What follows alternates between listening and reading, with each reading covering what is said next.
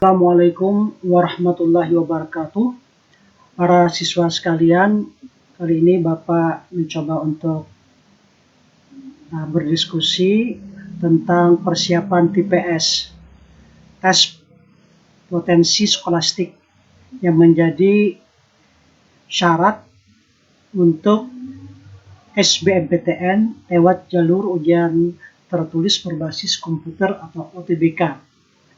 Di mana untuk tahun 2020 ini UTBK hanya berupa tes potensi skolastik karena kondisi keadaan kita yang lagi mengalami pandemi COVID-19 atau Corona. Baiklah, tidak perlu panjang lebar, kita langsung saja. Persiapan TPS itu meliputi nanti pertama adalah pemahaman bacaan dan menulis, kemudian penalaran umum, pengetahuan dan pemahaman umum, serta pengetahuan kuantitatif. Pada kesempatan ini, Bapak hanya fokus untuk mendiskusikan masalah pengetahuan kuantitatif. Nanti kita akan lihat soal-soalnya, bagaimana pemecahannya. Soal tersebut merupakan soal prediksi TPS bagian pengetahuan kuantitatif tahun 2020. Apa yang harus kita siapkan untuk menghadapi soal terkait dengan pengetahuan kuantitatif, sebagaimana soal-soal yang lainnya? Yang penting pertama adalah kita harus tenang. Untuk mewujudkan ketenangan ini, kita niatkan ikhlas karena Allah, kepada semata-mata karena Tuhan yang Maha Esa, dan juga kita panjatkan doa. Tanpa pertolongannya kita tidak bisa apa-apa. Jadi hanya dengan pertolongannya, rahmatnya, insya Allah soal yang kita hadapi dapat diselesaikan. Kemudian yang berikutnya, setelah kita pasang niat dan memanjatkan doa kepada Allah, adalah kita ikhtiari, kita ambil soalnya, kita baca soal dengan seksama. Soal itu bisa narasi bacaan, bisa berupa grafik, diagram, gambar, angka-angka, simbol-simbol, dan sebagainya.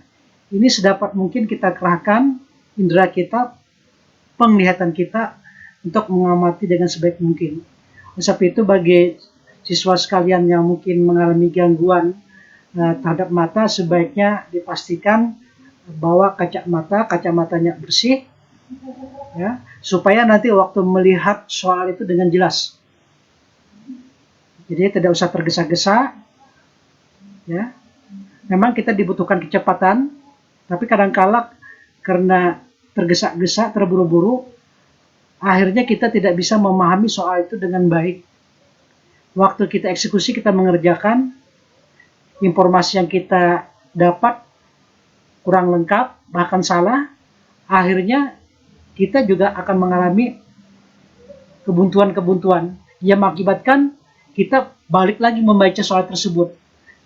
Kalau kita masih tetap tidak sadar, mau cepat-cepat lagi, akan mengalami hal yang sama, balik lagi. Ini justru akan memakan waktu. Jadi tidak usah tergesa-gesa, baca saja, pastikan yang kita baca kita pahami sebaik mungkin, seoptimal mungkin yang bisa kita pahami. Nah, setelah itu, nanti langkah yang berikutnya, pada saat kita membaca itu, tentu kita bisa menangkap poin-poin kunci daripada soal tersebut. Biasanya apa saja yang diketahui, informasi, data, informasi apa saja yang bisa kita lihat dari soal tersebut, dan apa yang ditanyakan.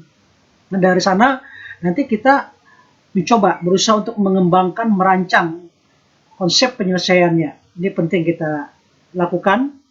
Nah, ini sangat terkait dengan kematangan kita, dengan kompetensi yang telah kita miliki selama ini. Hasil daripada belajar kita, bahkan mulai dari katakan sejak lahir, ya, TK, SD, SMP, mungkin SMA, 3 tahun, kurang lebih. Maka ini ilmu yang itu kita berdayakan untuk bagaimana kita bisa menyelesaikan soal ini. Jadi kita harus ada punya konsep, punya rancangan. Kemudian kalau sudah terbayang oleh kita rancangannya, desain penyelesaiannya, jalankan pemecahan tersebut dengan cermat dan hati-hati. Gunakan lembaran kertas, pulpen yang bagus, jangan yang macet, terang, warna tulisannya enak dituliskan, jadi pilih pulpen yang memang betul-betul lancar. Nah, pastikan juga tintanya cukup, jangan sampai habis. Kalau perlu, bawa pulpen atau pensil cadangan. Nah, setelah itu, tentu ada jawabannya, harapannya demikian. Kita kalau memang sudah kita dapatkan jawabannya, boleh kita periksa lagi. Sekedarnya kalau memang kita yakin bahwa jawabannya itu, ya tentukan pilih jawabannya itu di pilihan yang disediakan dengan hati-hati. Jadi kadang-kala kita sudah menghitungnya benar, tapi karena terburu-buru maunya B, malah yang dicentang, yang dipilih adalah D atau bagaimana. Jadi jangan sampai kita sudah capek-capek bekerja, jawaban kita benar, tapi karena kekeliruan kecil akhirnya kita malah salah. Nah, kalau memang kita mengalami kebuntuan dari kuning ini, karena kita ini berpacu dengan waktu, sebaiknya kita pending dulu, kita pilih soal yang berikutnya, yang kita mudah-mudahan ada soal yang mudah yang bisa cepat kita lakukan. Jadi jangan sampai kita terpaku mengerjakan soal itu, kita merasa penasaran, akhirnya kita habis waktu mengerjakan soal itu dan kita tidak terselesaikan, tidak bisa menemukan jawabannya. Padahal sesungguhnya kalau kita alihkan, ada sejumlah soal yang kita bisa mengerjakannya. Tapi karena kita memaksakan satu soal yang sulit tadi, akhirnya soal yang mudah-mudah yang sesungguhnya kita bisa mengerjakan tidak terselesaikan oleh kita. Ini sangat sayang. Jadi memang prioritasnya kerjakan soal-soal yang mudah yang bisa kita kerjakan dulu. Nah, bila waktunya masih ada, nah bisa kita kejar pada soal-soal yang tadi kita tidak bisa. Biasanya kadang-kala soal itu mudah, tapi karena kita terburu-buru mau cepat-cepat, akhirnya kita jadi mengalami kebuntuan-kebuntuan. Begitu kita tenang, relax, apalagi kita sudah meyakini dapat soal yang banyak, pada soal yang berikutnya membuat kita balik lagi, pada saat balik lagi itu pikiran dan hati kita tuh lebih tenang. Akhirnya kita malah menemukan jawabannya. Mudah-mudahan harapannya demikian. Baik para siswa sekalian, ini saja sekedar gambaran umum, ya. Nah, mudah-mudahan Allah memberikan kekuatan kepada kita bisa menyelesaikan persiapan UTBK ini hingga juga nanti pada saat harinya nanti. Selanjutnya silakan kalian ikuti, simak penjelasan tentang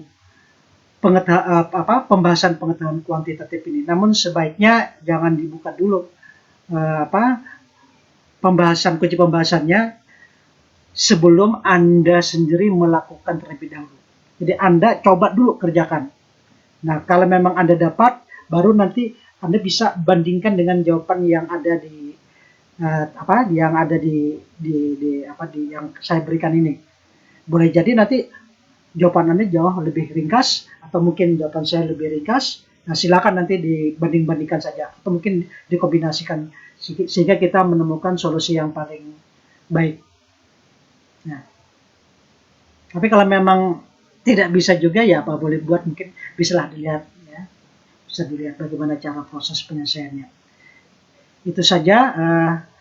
Tapi sebelumnya perlu juga diingatkan, saya untuk tes pengetahuan kuantitatif ini ada satu nomor yang jujur saja saya tidak paham, ya, soalnya itu apa maksudnya, yakni soal nomor 7 yang redaksinya itu berbunyi, pada Menhat Modeling terdapat 6 wanita dengan rambut pirang daripada yang berambut coklat, bla bla bla. Saya bingung masih soal itu, jujur saya masih bingung. Mohon dimaklumi. Nah, selanjutnya silakan kalian menyimak video yang sudah saya siapkan pada tautan yang saya berikan. Terima kasih. Assalamualaikum warahmatullahi wabarakatuh.